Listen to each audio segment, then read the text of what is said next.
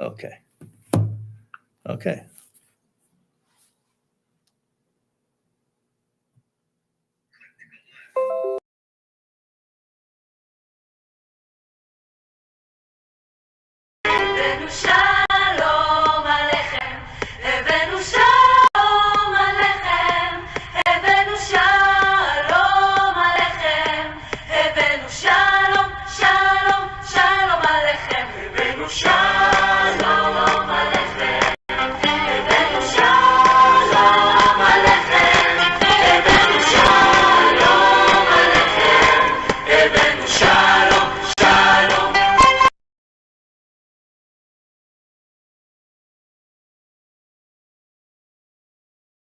Just that.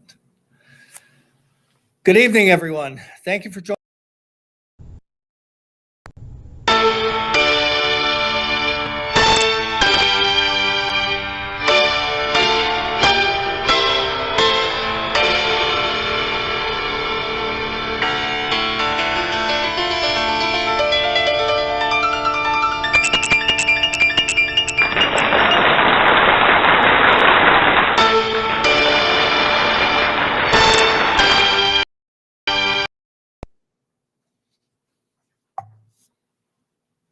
Good evening, everyone. Thank you for joining us for another week, another edition of the Never Again live show. There's a lot we have to talk about tonight. Also, today is Holocaust Remembrance Day, International Holocaust Remembrance Day. Brings back memories. My parents were survivors of the Holocaust, and they went through, as so many other Jews, went through hell. And when we reflect on what occurred during the Holocaust, and as we move forward, we still see a resurgence of anti-Semitism, vicious anti-Semitism. And this is something we're going to be discussing this evening, and what the response should be. Let me just divert for a moment. Let me just ask everybody, whoever is joining us, if you could please share this with the various pages and groups that you're part of, we'll reach a lot more people. We have a lot of challenges ahead. There's a new president in the United States, and he's making appointments of people who are anti-Israel. And we'll talk about that tonight. We'll address it tonight. First, and there's a lot of anxiety in the community because we were accustomed to a very friendly regime, President Donald Trump, that did wondrous deeds for the state of Israel and the Jewish people. And he was in the forefront leading the charge against anti-Semitism by adopting fully the IRA definition of anti-Semitism and taking measures against anti-Semitic groups. So we're going to talk about that. Let me just get rid of this that's on the screen, I see. Okay, we're going to be talking about that tonight. Also, it's a phone-in, it's a live phone-in. You could call, you can make a comment. If you have any questions, call. The number is on the screen, 647-510-5535. Listen, guys, how's the volume on everything? Everything's good? Sounds good to me, I think, so far. Okay, very good. Okay, so, as is the custom, we start with a Dvar Torah, a few words of the Parsha that we read in the synagogues last Shabbat, Parshas Bo. And in Parshas Bo, it's very interesting that God tells Moses, speak to the entire assembly of the assembly of Israel, the Jewish people. On the 10th of this month, they shall take for themselves each man a lamb or a kid for each father's house, a lamb or a kid for the household. But if the household will be too small for a lamb or a kid, then he and his neighbor who is near his house shall take according to the number of people. Everyone according to what he eats shall be counted for the lamb or kid. An unblemished lamb or kid, a male within its first year, shall it be for you. From the sheep or goats shall you take it. It shall be for yours, for an examination until the 14th day of this month. The entire congregation of the assembly of Israel shall slaughter it in the afternoon. They shall take some of its blood and place it on the two doorposts and on the lintel of the houses in which they will eat it. They shall eat the flesh on that night, roasted over fire, and matzahs with bitter herbs, they shall eat it. Now, there's let me just, for a moment. Now, what's going on in the Parsha? The Jewish people were slaves in Egypt. They were degraded. They were killed. It was inhumane treatment. And they're finally at the moment where Moses says, I'm going to lead you out of Egypt. But there's one final test, and that's the test that they had to do. They had to take every household a lamb. And the lamb in Egypt was a deity. And they had to tie it to their homes for everyone to see that they have it, and tie it for 4 days. They started on the 10th, and for 4 days on the 14th is when they slaughtered it. So they're taking a deity of Egypt publicly, and they're showing no fear. This was an incredible test for them to see what their commitment was. And they slaughter it, and they're to take the blood of the lamb as a sign of no fear and put it on the doorpost of their homes, each home. But there was more. There was more that is often overlooked. The Jews in Egypt were so assimilated that they did not perform bris milah. They did not circumcise themselves. They wanted to fit in so much with the Egyptians.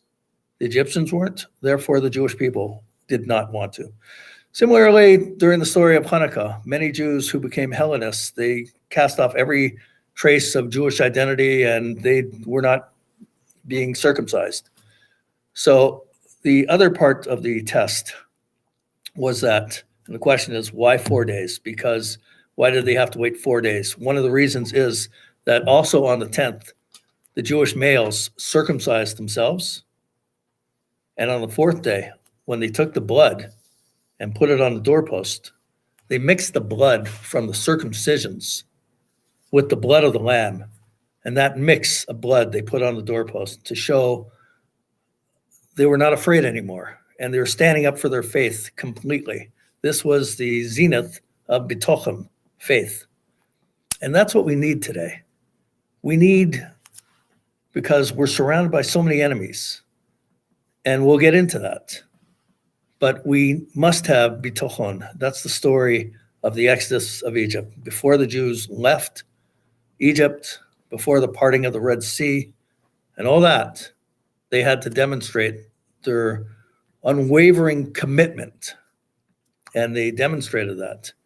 And that's what happened.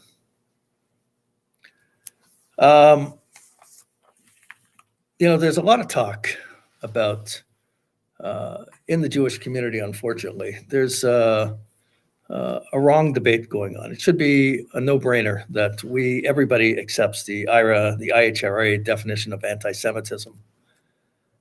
And there's a lot of misunderstanding in the community. There's the so-called progressivism running rampant in the Jewish community. It's very unfortunate because the progressive movement, unfortunately, is inundated with anti-Semitism. That's the new anti-Semitism, the anti-Semitism of the left.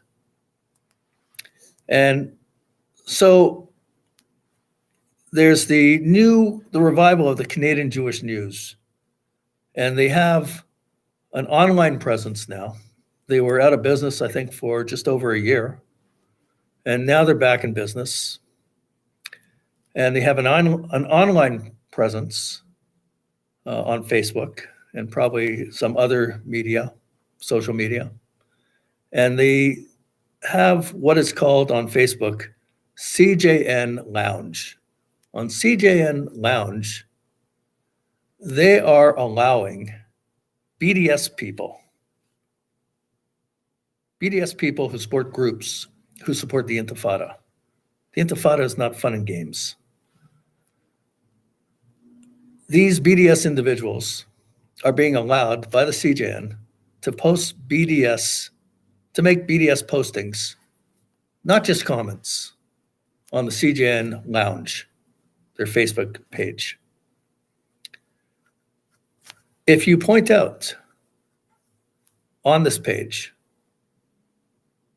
the background of some of these BDS personalities, of the organizations that they support and what they stand for.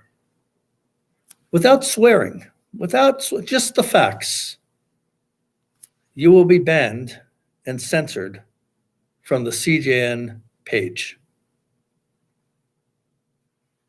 So I'm calling as a Jewish leader for the CJN, the Canadian Jewish News, on International Holocaust Remembrance Day to adopt the IHRA definition of anti-Semitism and boot these BDS personalities off your site and allow the site, the CJN, to be a friendly place, a safe place for the Jewish community, for Jews who support Israel.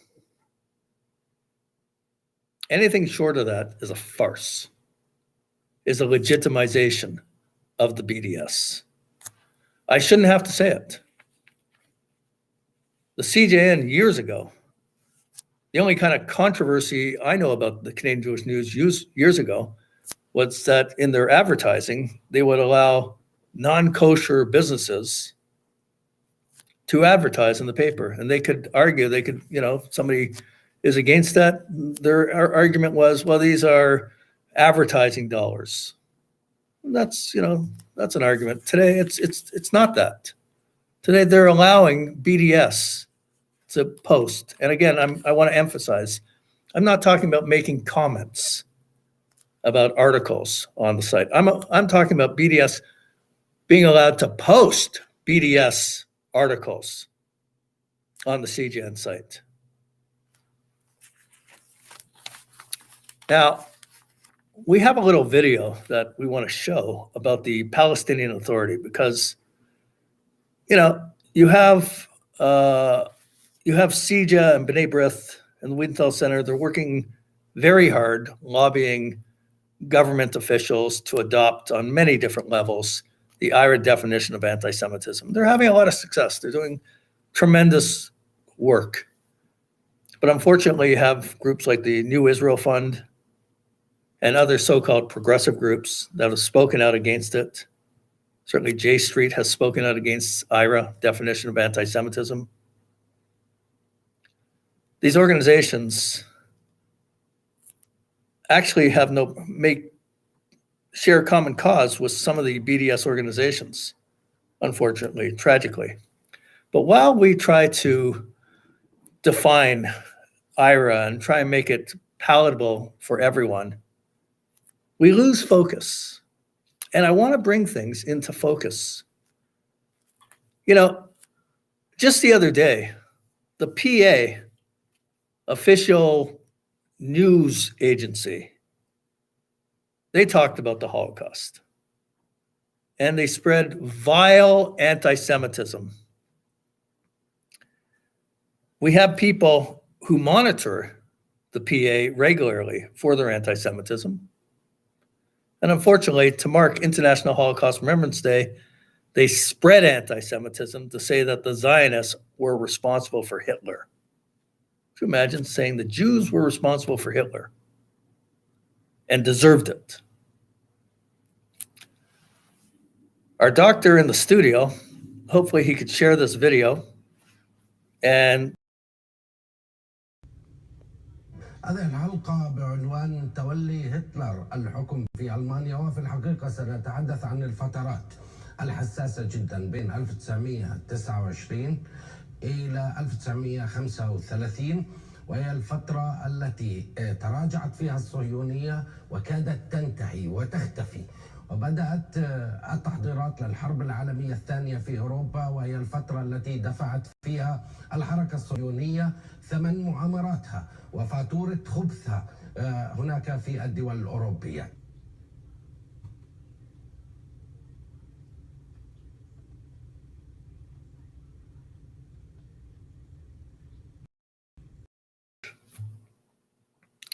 I hope everybody internalized that. I'm calling on the Canadian Jewish News, J Street, J Space, the New Israel Fund, All of these so-called progressives, and by the way, the Reform Judaism movement also took aim at the IRA definition of anti-Semitism. There's a whole list there of these so-called progressive groups that have come out against the IRA definition of anti-Semitism. I'm calling on them right now, for the record, to condemn the PA for their blatant anti-Semitism, saying that it was the Jews who were responsible for Hitler. Will they condemn that anti-Semitism? Full stop. And stop playing games with this definition of IRA. If anything, it's a mild definition of anti-Semitism. There are record numbers of attacks against the Jewish community, Jewish individuals in North America and in Europe. Synagogues are attacked.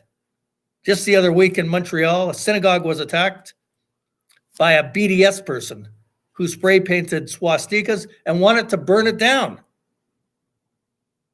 Wanted to burn it down. But more to the point again, the Palestinian Authority justifying such vicious anti-Semitism. Again, anyone who would like to call in, the number I believe is on the screen. If it's not on the screen, I'll tell you the number, 647-510-5535. It's on the screen. Call in, we'll take your call. Do my best to answer you, or if you have a statement you want to make or a comment you want to make, no problem. No problem at all. God, it's like unbelievable. You know,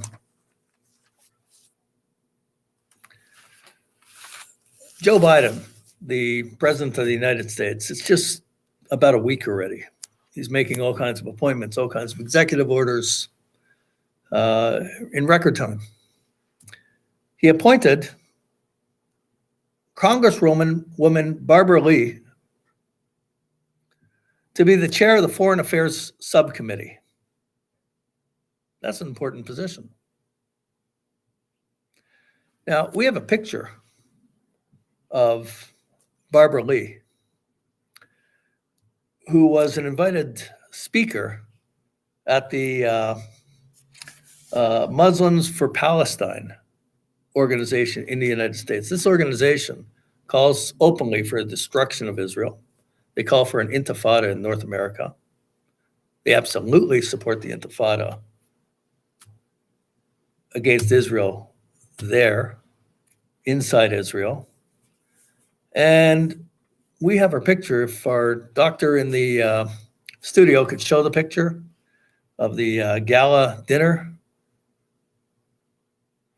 Well, we might not be able to show it yet. We could show it later.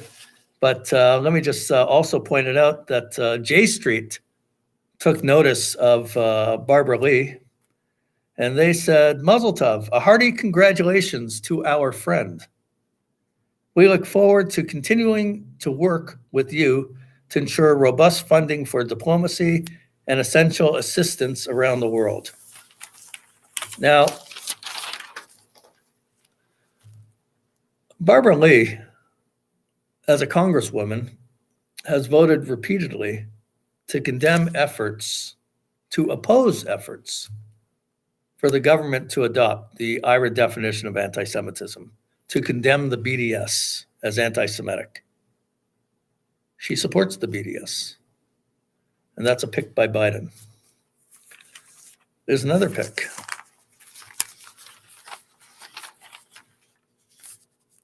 Biden appoints Meir Bitar. U.S. President Joe Biden has appointed Meir Bitar to the role of Senior Director for Intelligence Programs at the National Security Council. Now, this particular person was a former BDS leader of the Students for Justice of Palestine, and he also was an official with UNRWA. Now, the Canadian government made a statement last week about UNRWA, that they're spreading anti-Semitism. There's a sea of evidence that UNRWA justifies Hamas and denies the existence of Israel. And Biden is appointing him to such a senior position. When you're serving as the chair of intelligence committees for the US government, does this mean that the Mossad leader from Israel is to sit down with him? And is he going to have access to secrets, classified information about Israel and threats that Israel faces? Again, J Street is enamored with this pick. It's like, it's, like this is out of a movie. Again, the number to call for anyone who wants to call, 647-510-5535. Please give us a call. We'll take your questions, take your comments. Let me just see if there's some comments coming on the screen. Somebody made a comment here. The CJN Lounge has become a hate Israel lounge. It's just disgusting how many battles I've had to deal with in that lounge. I'm totally outnumbered. It's unbelievable that you're outnumbered on the lounge. It really is. I don't know what to tell you. That, it's unfortunate. You have, for instance, Bernie Farber, who makes comments on the CJN Lounge. He certainly does. And he wrote an article just recently, the other day. In the conclusion of the article, he says, we should all join Antifa. Now, Antifa, they support the BDS. They have expressed support for food vendors, which the Jewish community they've spoken a lot about. There's some pictures here of Bernie Farber. There's from the article that he wrote. Antifa, again, they support the BDS and they're against the IRA definition of anti-Semitism. Just look at it on the screen. These are screenshots of Bernie. I don't know why he's taking this position, because I remember him when he was the CEO of the Canadian Jewish Congress. I wouldn't mind having him on the show to explain himself. I'll give him a fair shake. No problem. But, this is reality. Let's see. Our doctor in the studio, do you have any pictures of the Antifa? There are various screenshots, I believe. Well, that's a picture of Antifa with their nonviolent group uprising in Portland and recently even smashing the windows of the Democratic Party even recently. But in Berkeley, there's what they have done. They're not for free speech. And again, they support the BDS. They're anti-Israel. And you can't have anything to do with them. If you're in the Jewish community and you support Israel, why would you want to be with an organization that stands against Israel? Why? Unless you believe in some way that Zionism is fascism. Maybe that's what you think. I've heard that from people in the progressive movement. That's what they say. In fact, there's a call. Let's take that call. Hello. Hello, live. Yes, go ahead. Hello. Yes, can I help you? Oh, yeah. I'm calling into the program. Yes. I have a message. Yeah. Meir said that, Meir, you said that Jonathan Usher. Yes. Hey, I'm Jonathan. having trouble speaking, but I'll just go ahead and speaking. You know I'm deaf anyway. I didn't know, but The Egyptian okay. Jews took an action to show they were not afraid of the Egyptians, as you said. Yes. what action you suggest that Canadian Jews take to show that they support Israel as individuals, and should the synagogues do something more to show actively they support them? Thank you. Yeah, let me answer that. In simple terms, I would say, well, first of all, Jonathan, thank you for your call, and I hope your hearing gets better. I hope everything gets better, and I hope, I wish you strength to strength, 100%. I would say one action that every synagogue should take right now that would show a simple step forward of Jewish pride would be to publicly adopt the IRA definition of anti-Semitism, to be very public, very clear, and every synagogue should display this publicly, a sign, some kind of a sign to be displayed, and on their social media pages. That would be a step to take. There certainly is other steps to take, but I look at, for instance, like I said earlier, we got like the CEO of the CIJA, Shimon Fogel, and others there, and the Wiedenthal Center and the B'nai B'rith, they're working hard on the governmental level to get the IRA definition of anti-Semitism passed, and they're having a lot of success with that. It's very important. In some area in Montreal, I think today, it was just passed and accepted as well.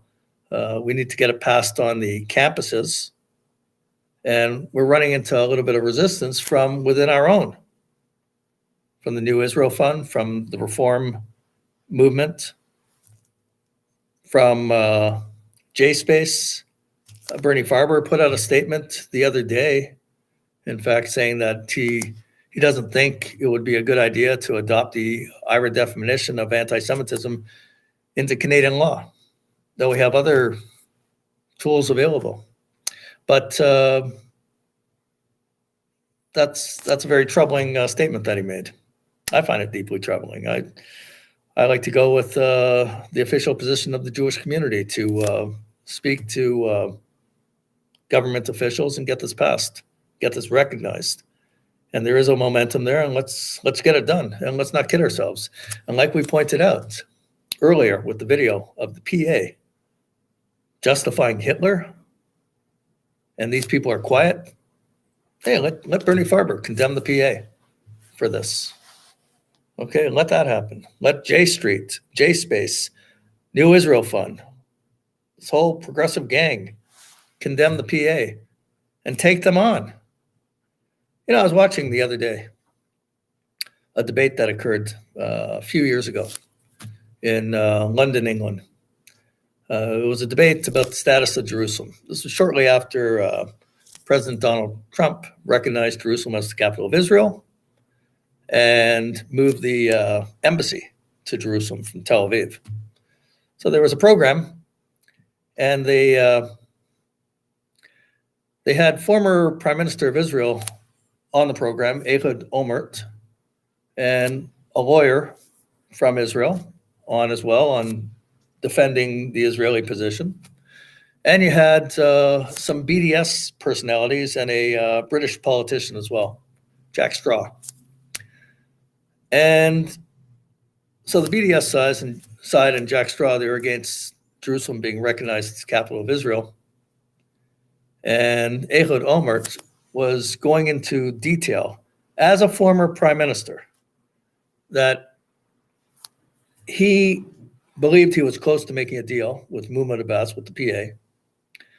And he was ready to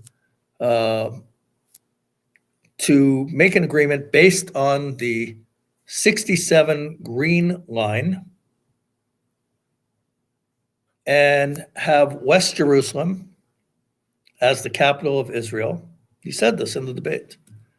And East Jerusalem, with all the Arab neighborhoods, to be the capital of this Palestinian state that he was negotiating to come into being.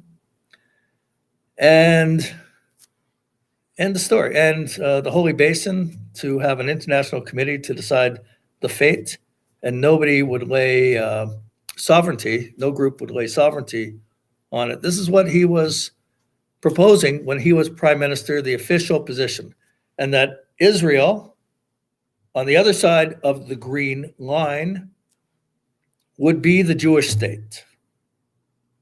That's it. It was not accepted. Not only was it not accepted, but during this debate, Jack Straw and the BDS personality and BDS people who were in the audience, they don't recognize Israel, period. And that's the impediment. And that's what we have to understand. When did the Palestinian Liberation Organization come into being? It came into being in 1964. Did Israel control what's referred to as the West Bank before 1967? No. No, not at all. Jordan controlled the West Bank. And nobody was talking about a Palestinian state there at the time. And who controlled Gaza? Egypt. They went to war against Israel in 1967 to annihilate Israel. And Jordan entered the war too. What did Jordan want when they controlled the West Bank? They wanted to march to Tel Aviv. In those words, they were very blunt. The goal was to throw the Jews into the sea.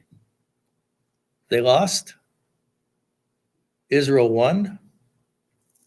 Jews have history in what they call the West Bank, Judea and Samaria. Jewish communities in Judea and Samaria, in Hebron, for instance, were massacred in the 1920s, in the 1930s, and in the 1948 war.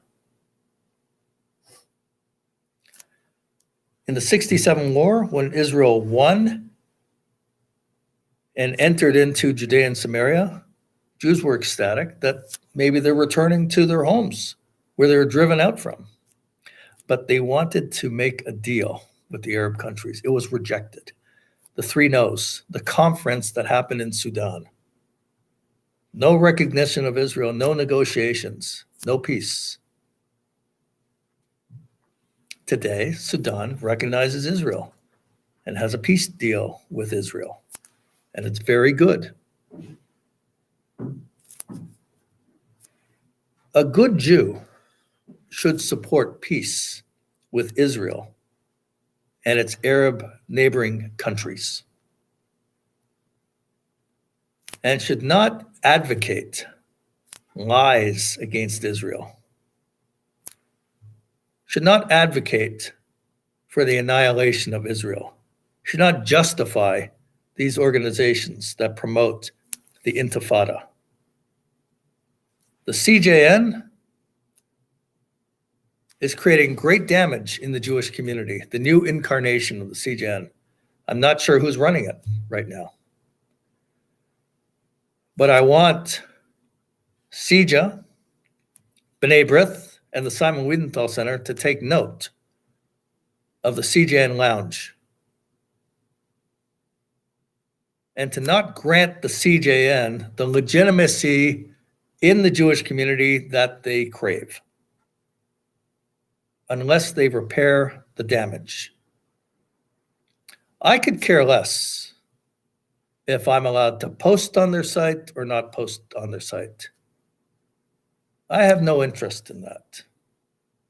I don't have an ego for that. I want what's good for our community. And what's good for our community would be for the Canadian Jewish News to adopt the IRA definition of anti-Semitism and to stop playing these games. Look at the countries on the screen who recognize the IRA definition of anti-Semitism. You even have the English Premier Football League that recognizes the IRA definition of anti-Semitism, and the Canadian Jewish News doesn't recognize it, it's a farce. It's a farce. Again, people from the group, the Independent Jewish Voices, who are posting on the CGN Lounge, the Independent Jewish Voices have stated before support for the Intifada. And they're posting on the Canadian Jewish News site. Anyone who rejects the IRA definition of anti-Semitism helps to enable the new anti-Semitism today.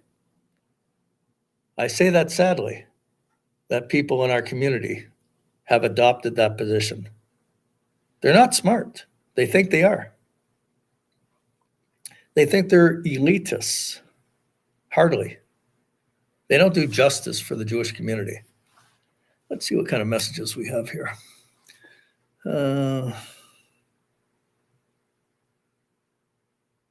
Somebody said, Mr. Farber has neither been appointed or anointed to be my spokesperson. Yeah, right. Well, he's no longer holding an official position in the Jewish community. He was with JSpace Canada, and I don't think he's with JSpace Canada anymore.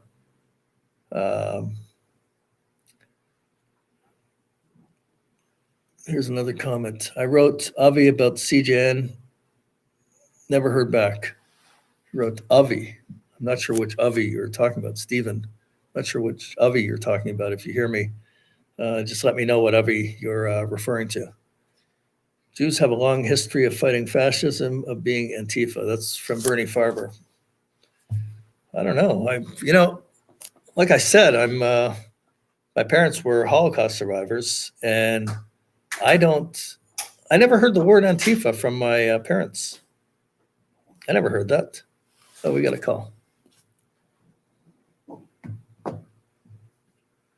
Hello.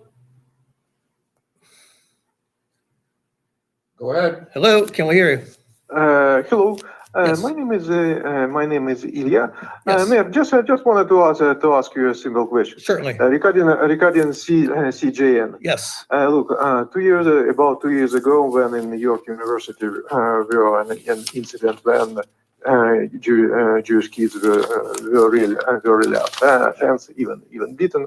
Yes. So it was kind of a blockout. So you didn't see about this event a lot in public press.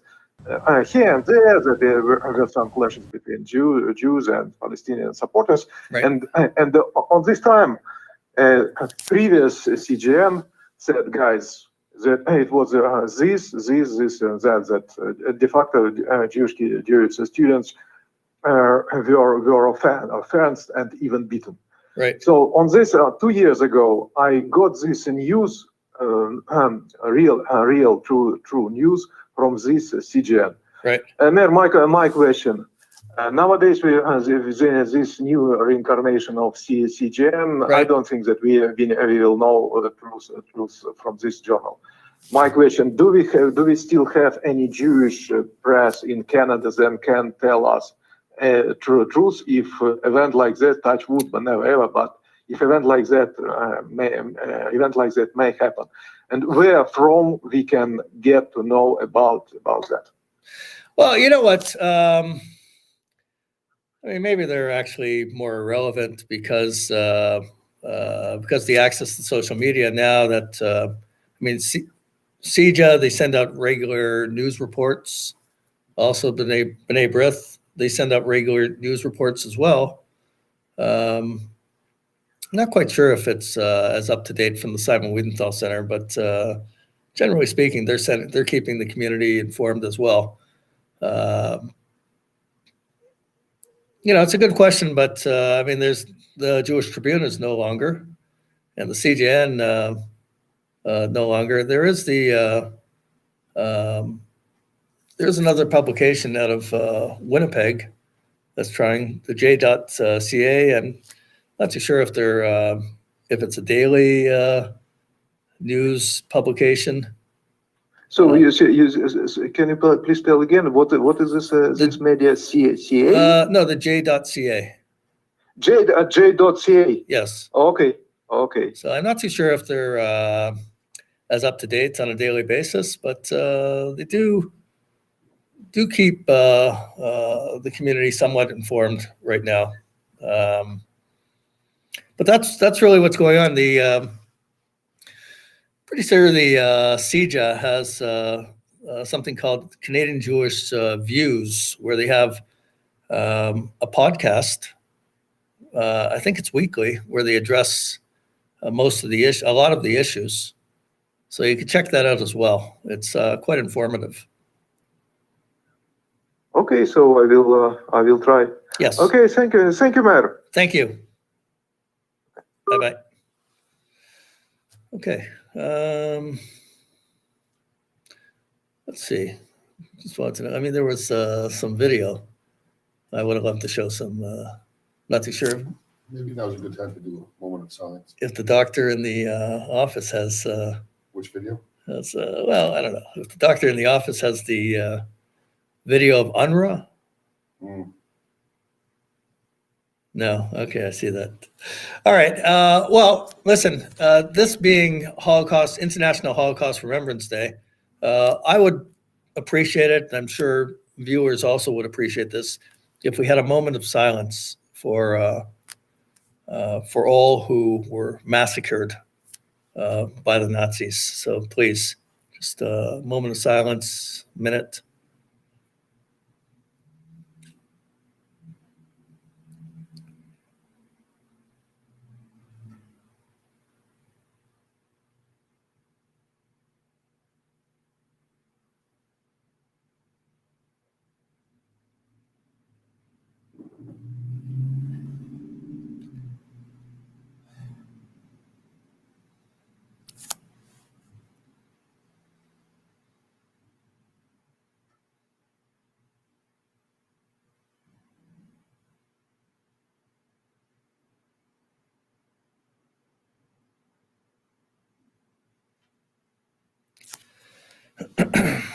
Okay. Okay. Take a look at the picture. BDS, buy Israeli products, donate to Israeli causes, support Israel. That's the answer to the BDS. Do that. Do that ASAP. Israel's just phenomenal. Israel is leading the world right now in terms of vaccinations against the coronavirus.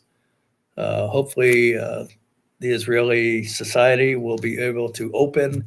The Prime Minister of Israel, Netanyahu, he'd like to see Israel open up sometime in March, excuse me. And we're very hopeful about that. I think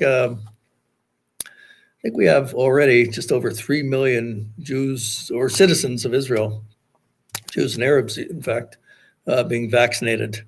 And that's incredible.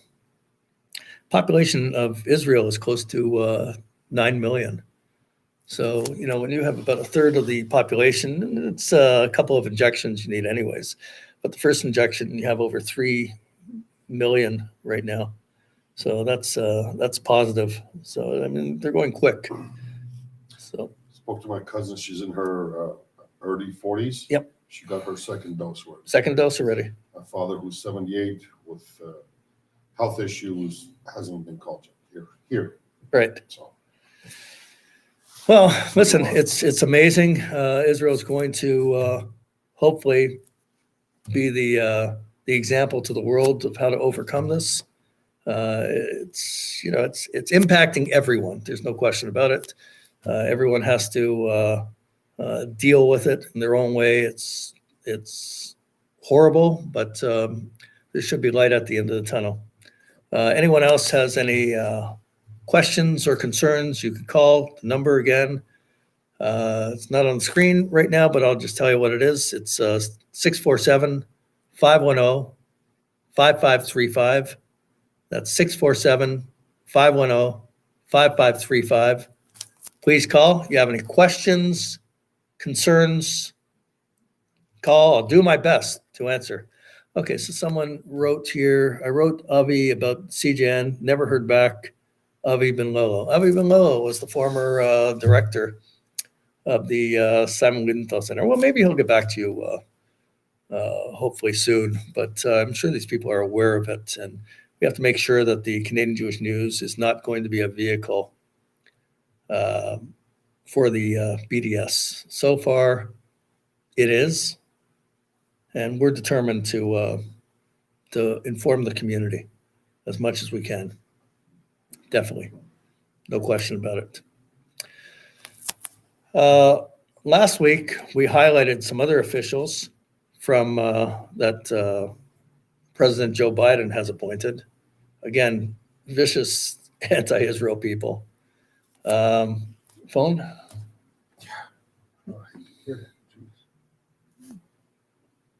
Can I help you? Yes, we just had a moment of silence, which Yes. I certainly agree with. But I'm just wondering on Meir's position on also acknowledging the Holodomor and South American killing of 80 million in 1600 and other killings. Do you think it would be a good idea to make it more general and more never again to the whole world as opposed to never again to Jews? Thank you. Let me answer you. I appreciate the question. No, I don't. I think there's other days for that to speak in a collective way against any genocide that has taken place. No question about it. But today marks the day that Auschwitz was liberated. And for Jews, this is Holocaust Remembrance Day. We're not going to take second-class status. This happened to us. The world said no to Jews. The United States said no to Jews. The United States that bombed all over the place in Germany during the war would not bomb the rail lines leading to Auschwitz. Canada wasn't a great country for Jews either. Their policy was none is too many. They wouldn't let Jews come in. Hitler sent boats of Jewish refugees to prove a point that nobody would take them in. And therefore, he felt justified to just murder and butcher Jews. I have no grandparents because of the Holocaust. That's the one day of the year that we have that the Jewish community collectively has to mark and recognize and mourn. We're not denying there's any problems or tragedies that happen to anyone else. This is our one day. This is our day. Respect our day. And please honor it. That's my answer. Any other calls? Please, if you have any questions, call. The number is 647-510-5535.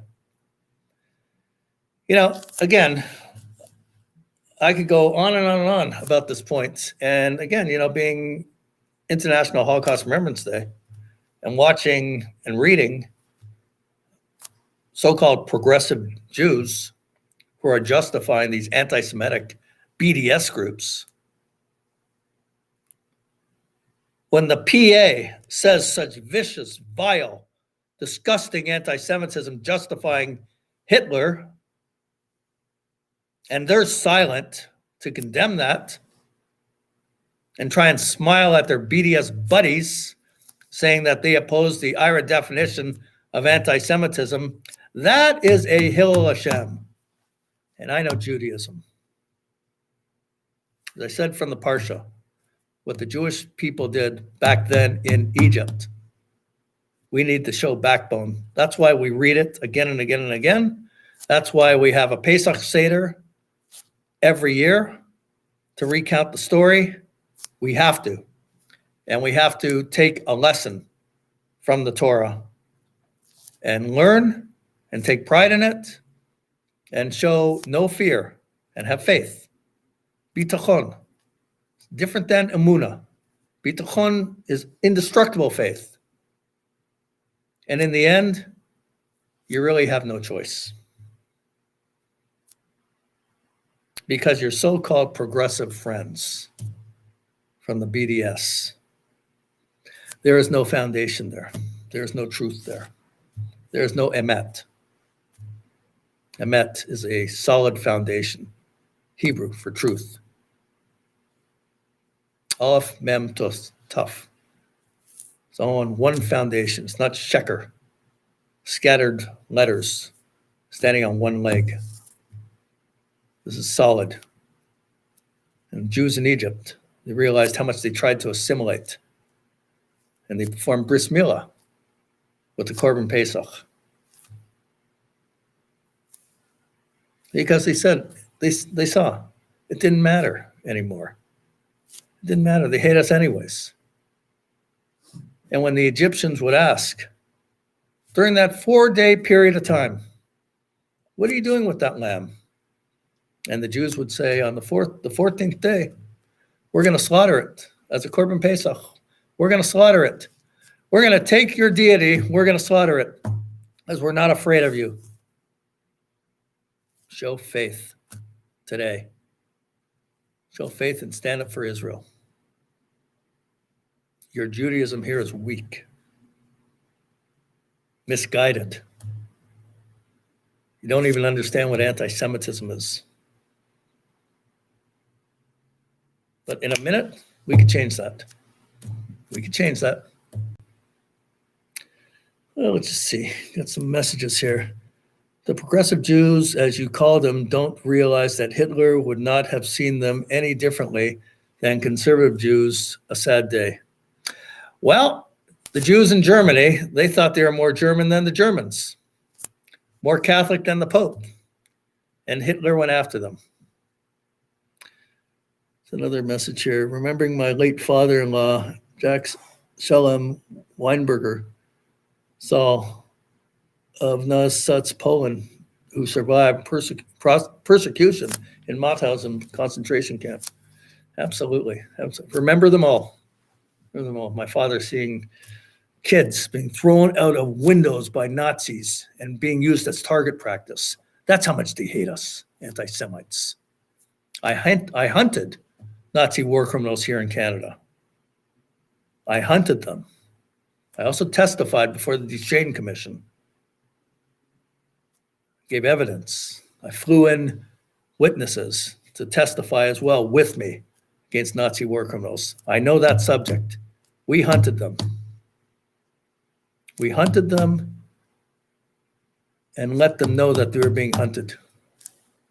Nazi war criminals were being allowed to live freely in Canada. Freely. Members of the Iron Guard from Romania who slaughtered Jews and hung them on meat hooks in slaughterhouses and stamped them kosher meat. That was the Iron Guard.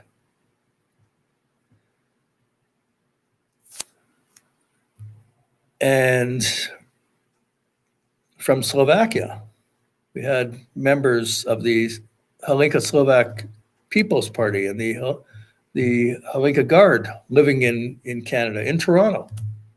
We went after them.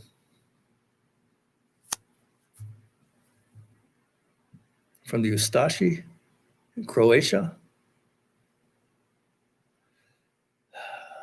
Vicious people. Vicious people. Listen, we have to speak the truth. We can't ever be afraid. Speak the truth. Never, ever be afraid. That's the message of the Parsha. That's the message of this show. We have so much work to do. So much work to do. And we got these fake progressives trying to define what it means to be Jewish.